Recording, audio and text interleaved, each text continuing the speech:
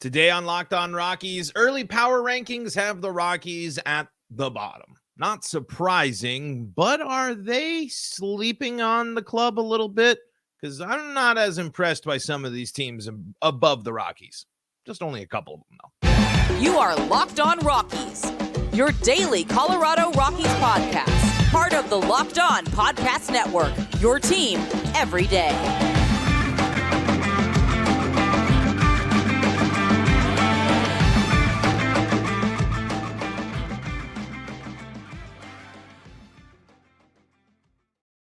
Rock on Rockies fans, welcome into the Locked On Rockies podcast for today, the 13th day of November in the year 2023. I am your host of the Locked On Rockies podcast, Paul Holden, bringing you your daily Colorado Rockies talk right here on the Locked On Podcast Network, where you can find your team every day. I'm your Rockies fan extraordinaire. I've been bringing you your daily Rockies talk here on the Locked On Podcast Network for over 3 seasons now and been following this team my entire life. The Locked On Podcast Network is your home for all the Rockies action on the Locked On Podcast Network and where you can find your team every day. And if your team is the Colorado Rockies, you're in the right spot. That's what we do around here. You can find us on your favorite streaming services, and you can find us on the Locked On Rockies YouTube channel, where you can be part of the show. Fire off your Rockies hot takes and comments, just like Steve Crum, who says Ryan McMahon has 2 years to increase his ability to shorten his swing, to increase contact at those moments, or he'll be left behind and possibly be traded. That is in response to our reviewing the Rockies Ryan McMahon episode there, and good comments there. I don't know, left behind, he's already gotten that extension, so I don't necessarily know if the left behind's there, but trade could be a possibility for Ryan McMahon if he doesn't break out in the way the Rockies are hoping for. We are not reviewing the Rockies today. Well, we are reviewing the Rockies today, but we're not focusing specifically on a player. I saw some stuff over the weekend about early power rankings and the Rockies being at the bottom, and I wanted to defend our guys a little bit. And then I also learned the Rockies have actually a pretty big gulf in between them for some of these teams that I was surprised to see about. We'll talk about all that on today's episode of Locked On Rockies. Before we dive into everything today, today's episode is brought to you by Jase Medical. Empower yourself when you purchase a Jase case, providing you with a personal supply of 5 antibiotics that treat 50-plus infections. Get yours today at jasemedical.com. That's JASE medical.com. All right, folks. So on MLB.com, the 2 early 2024 power rankings were out, and they highlight all the teams. And it's early, and the Rockies aren't ranked favorably. And I've seen a couple of these lists now, and the Rockies seem to be pretty firmly believed to be the 29th team in all of baseball. So second to last, second to worst team in all of baseball. And, you sit there, look at the record, look at the pitching staff, look at everything all said and done, and maybe there's not so much an argument. But then when you look at the teams above them, and you look at what these other teams might be facing, and you look at the actions of these teams, and again, where the Rockies could be different than these teams, and you start to raise your eyebrow a little bit, and you start to really wonder, are the Rockies really worse off than the White Sox, the Royals, the Pirates, the Angels? I mean, the Angels have a lot of wins, and the Pirates had that streak, but you cannot sit here and tell me that the White Sox and Royals are in better spots. I know the Royals are insanely young, and they have the upside and the potential, but they seem like it's going to be a pretty similar type of situations like the Rockies, where if the Rockies get big, if they continue to see improvement from young guys, they'll be in similar situations. I think there's arguments to be made that the White Sox are a team that is maybe worse run than the Rockies, and the Pirates are facing a tremendous amount of pitching issues now with another announcement of a pitcher going down with surgery, and that team doesn't have necessarily as much firepower or interesting young power. Actually, that's not true. I'm probably good. This is where the homer in me comes out, because all these teams, as I'm really looking at this and as I'm really comparing it, does it really matter? Do we really even want to be in this conversation anyway? Are the Rockies able to pull something together. Because the thing that I was surprised to see, and because I was going to say, and I was looking at it, and at the rankings, and after the Pirates at 26 and the Angels at 25, you see Nationals, Tigers, Cardinals, and I'm like, the Rockies are certainly can be on par with those teams. But the Nationals won 71 games this year, and also actually had handled the Rockies pretty well when they played them. And the Tigers were second in their division at 78 wins this year. So that's where I think the gap is starting to grow. And it took a long time for the Tigers to get there, to get to 78 wins, certainly. Are the Rockies on a similar trajectory? Will the Rockies be able to take that big of a jump to overtake some of these teams? Not without investment. The Rockies, as constructed as is, even if their pitching acquisitions are just, running it back with Chase Anderson and Chris Flexen, the argument that the Rockies are better than some of these teams and a team that could crack the top 20, that would be overtaking Nationals, Tigers, and the Cardinals, Guardians, and Giants as well. I don't think that's the case. When I think about it, this team really is kind of, it is pretty firmly in the basement. This is a team that desperate. I mean, they're with the level of intrigue is there, certainly. But all these other teams have different strengths to them, have different abilities. And I just don't think that the Rockies can sit here in this position and say they're not a bottom 5 team in baseball. At least we can. I know what they think. We know how high they hold themselves in regard. This team's going to remain in the bottom 5 until the pitching staff gets figured out. If we're going way early ahead bullish predictions, I mean, I think the offense and the defense are going to be even better next year for the Rockies. But I think the biggest issue for the Rockies is going to be starting pitching that can't go deep in ball games. I'm tremendously worried that this team is not going to do enough to get starters that can go past the 5th or 6th inning consistently. I know that's not how I know baseball, the starters going into the 5th or the 6th is kind of the commonplace, but the Rockies can't afford to only have one guy that does that and does that consistently. If this team really wants to get out of the basement, if this team really does want to do a quick rebound, you're going to have to invest now. You're going to have to figure out what type of pitchers you can bring in on a multi-year deal to convince them to say, hey, let's give you this season that we're not too bullish on, give you the season to acclimate to Coors. And then we're hoping in 2025, we can really take that step forward and really be the contender that we see in our eyes. It's just, do you trust the Rockies to make the moves? And do you trust the Rockies organization to get it handled and figured out? The similar question that reigns. So right now, when we look at it, I wanted to come onto the pod today and fight against this, but I think the highest I can put the Rockies is 27. I don't think I can put the Rockies over the Pirates. And honestly, actually, I do think the Rockies might have a chance to be better than the Angels next year. The Angels won some games, but the Angels are going to be facing some pretty historic turnover there. And the Angels really bought into expiring Rockies players that didn't pan out. The Angels also won 20 more games than the Rockies did, or close to it. Let's see, 59 wins for the Rockies.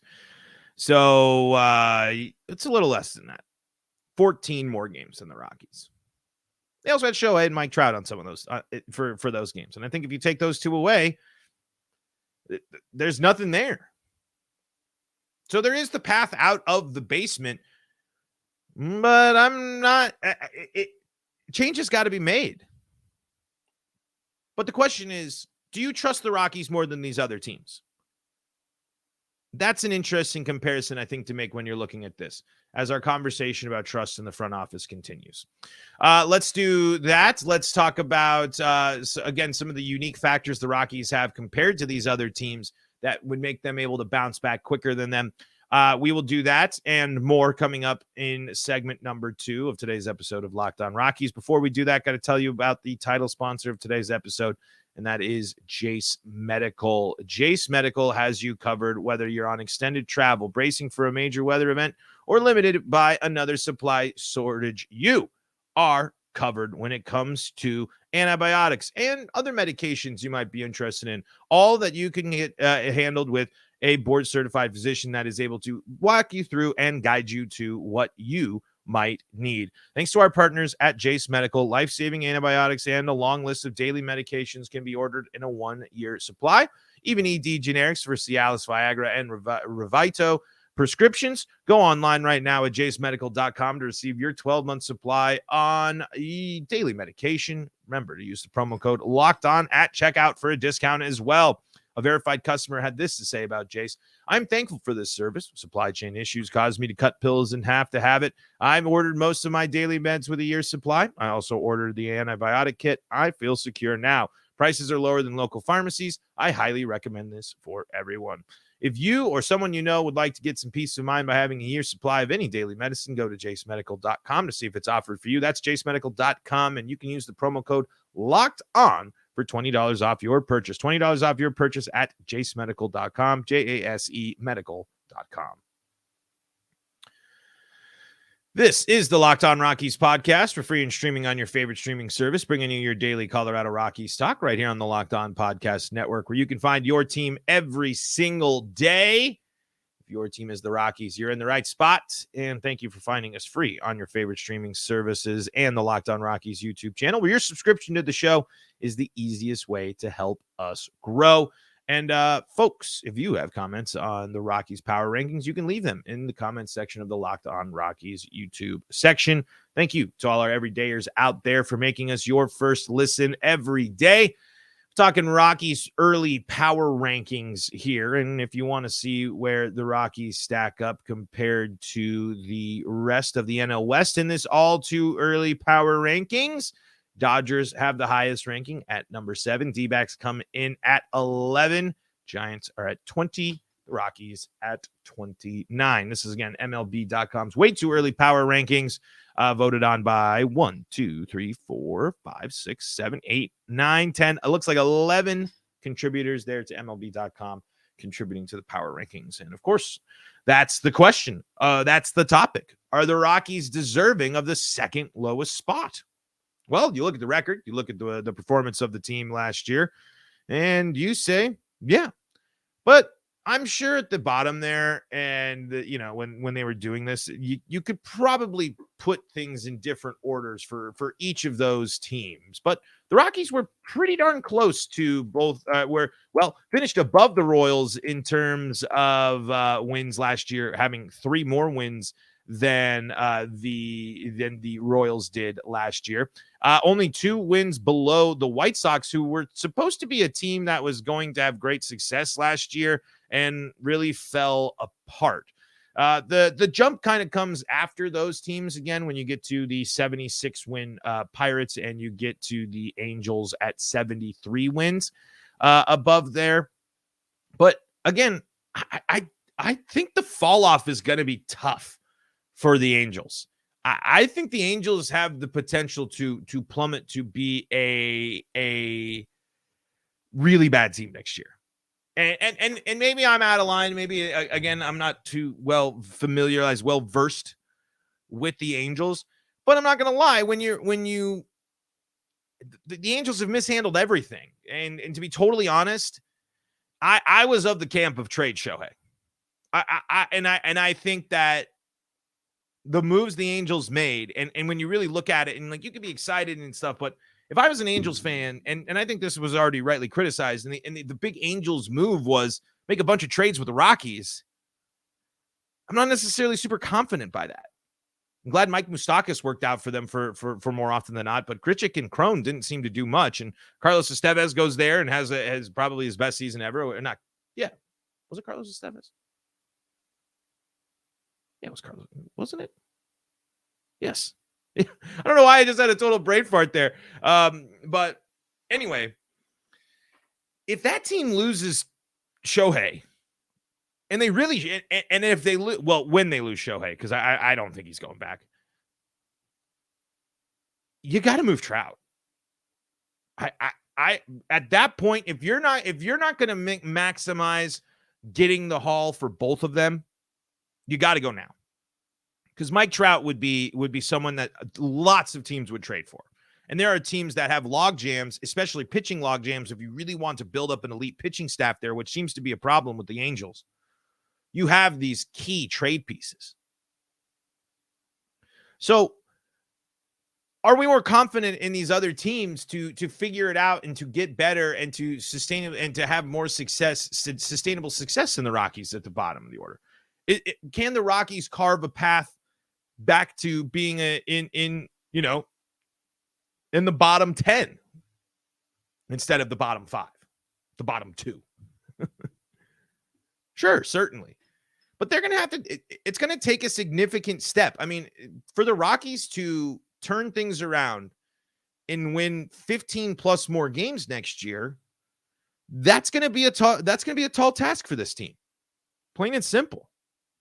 If these teams like the Pirates and the Angels and the Nationals, where they finished up, Nationals finishing with 71 wins.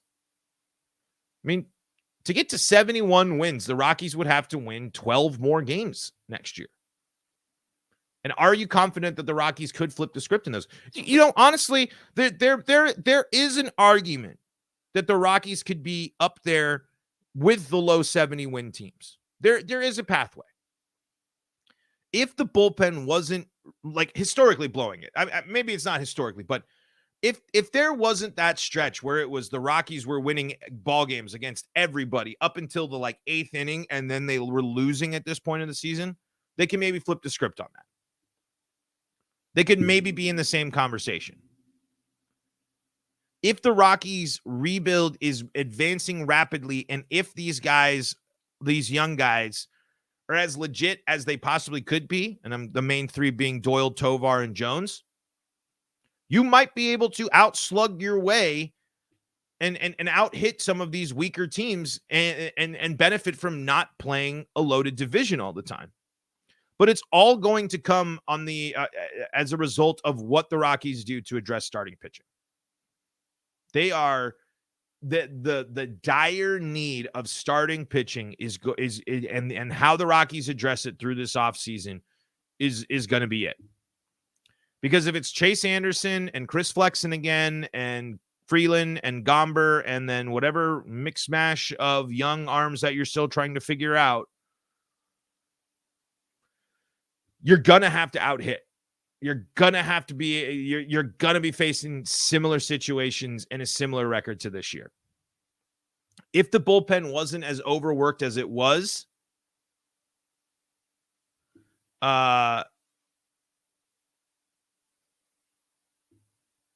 if the bullpen wasn't as overworked as it was, there would be a chance that this team would hover around 65 wins last year.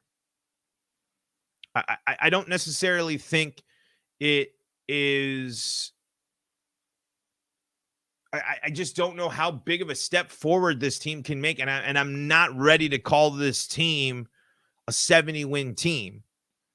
And to be a 70-win team, that's what gets you out of this basement. The Rockies, Royals, and A's all were in the 50-win range last year. The White Sox got out of it at 61, still finished with 100 losses. So there's 4 100-loss teams in the basement there with the Rockies. Pirates at 76 wins. I mean, and look at that. The Pirates finished better than the Nationals last year, and they're considered to and fourth in the Central, and they're considered to be worse off. And same with the Angels, 73 wins in a tough division. There's something there. Almost. I mean, there's. It's that big question of if that surrounds the Rockies, because this team has earned the doubters. Just like you earn the haters when you're good, just like you earn people that don't like what you do when you're winning. you earn the doubt of people. You earn the doubt of the haters too when you've put yourself in the situation of the Rockies. Let's talk a little bit more about that coming up in segment number 3. So before the break, we were talking about I talked about this idea of earned doubt, and just another one of my cheesy little things that I puts a couple of words together and think it's some deep philosophical meaning. Not really, but I just say this because the Rockies have earned the doubt that they've been given. They've earned being ranked 29th out of 30th in baseball. They have. I mean, and it stems a lot too when you read the analysis, like when teams actually give the Rockies a blurb. They point out some of the fun stuff, but it always circles back to the front office. And the front office has a heck of a job to do this year. They really do. They have. This is a pivotal moment for the behind the scenes, the fan engagement, the people that run baseball ops, all of that stuff. Because the Rockies are now being considered the second worst team in baseball. And they're facing a bunch of division. Oh, I missed the Padres on that power ranking. I just remembered. I completely just spaced where the Padres were on that. Padres are at 14 above the Giants. Sorry. That's way back. But there's the doubt and the shrouds. How can I sit here and do a podcast saying that the Rockies aren't at the bottom of the list when this team has done everything and kind of setting up to be at the bottom of the list? And the answer is that the fact that there was surprising storylines from last year. That's what it circles back to. It really is going to go to show to how this team, one talks about the team, focuses on the team and the approach and how they figure things out, how to get there. A little sidetrack there. Let me rewind. Let me revert here to just kind of sum up what I'm saying. Because I think I'm splitting hairs. I'm getting into the weeds here. The Rockies have earned this position. And just like when we've talked about in reviewing the players and everything like that, this is a moment that the Rockies front office needs to take a step forward. This is a Rockies team that has just celebrated 30 years. And in the wake of that celebration are facing bottom of the power rankings. First 100-loss season in team history. A decimated starting pitching staff, a lack of interest among people, among sports fans in Colorado. I know the attendance is there, but talk to your friends about the Rockies and actually see how much they focus and care and know. Because there's probably the average sports, even Denver fan, Colorado fan. The Rockies are an afterthought. So this is a moment that the Rockies organization has to develop and change, or else the doubt will continue to be cast over this organization. The Rockies have to show us this offseason how they're continuing to build. And it has to start with more transparency and more communication from the team. That's kind of where I think that's where I was trying to go before I got lost. Just sometimes when you're doing a show, you get some things pop up, you do a little distraction. Regardless, I'm not distracted from the fact that the Rockies have not spoken up in the wake of this season. That's a problem. I'm telling you, we did a podcast about this. Was it last week or 2 weeks ago? It's a problem. We haven't heard much from the Rockies. I want to hear how this team is going to address and fix its issues, and I don't think they will tell us. Even if it's boilerplate generic stuff, which it most likely will be. It's the Rockies we're talking about. But if you want to start climbing the ladder instead of climbing further into the pit, you need to change your philosophy. You need to change your approach. You need to change the people involved. You need to do something differently. Or else I'm going to look at the trade deadline of 2022 as a fluke, of 2023 as a fluke. I am. Because that was a sign of change. The Nolan Jones trade was an encouraging sign of trade. Being active in smaller moves trade and moving pieces around and mixing things up in the offseason last year. I was a fan of all that. Now, where do you build? And will you build? That's the biggest question. If the Rockies, one of the biggest questions. I feel like I have a new biggest question every single episode. But there is so much work to be done for the Rockies to get out of this basement that you can't just sit here and be excited about just the performance in the play of some of the young guys and the Rockies' moves at the trade deadline.